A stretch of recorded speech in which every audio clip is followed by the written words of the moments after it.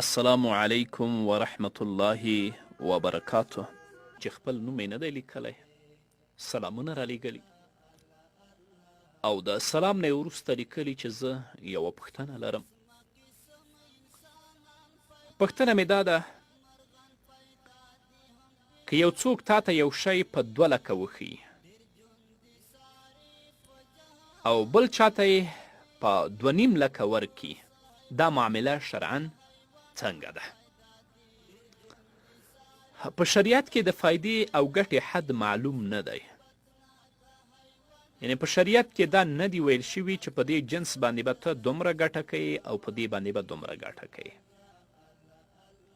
البته د بازار د عام قیمت نه زیات حاصلول او د خلکو د مجبوري نه غلطه فایده اخیستل دا جایز نه دي.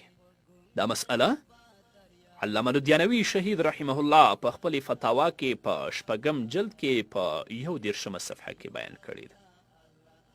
یو قلم تا راوړی دی په 10 روپۍ باندې، ته کولی شې چې په دې کې 1 روپۍ هم ګټه واخلې، 2 واخلې، 3 واخلې، 4 واخلې. خو دا په هغه وخت کې چې په بازار کې په دغه قلم باندې 2 روپۍ، 3 روپۍ، 4 روپۍ، 5 روپۍ ګټه اخیستل کیږي. اما که دغه قلم په بازار کې عام نرخې په 12 روپۍ دی، خو ته د چا د مجبوري نه یا د چا د ناپوهي نه غلطه ګټه پورته کوې، دا پرې 20 او 25 روپۍ خرڅوې، ته په دې باندې پوه شه چې دا معامله دې جایز نه ده. اما مشخص حد او اندازه د ګټې لپاره لا په شریعت کې نه ده بیان شوی. زبا دریابونه وایي چې یو الله الله الله شته دی، چې یو الله الله الله شته دی.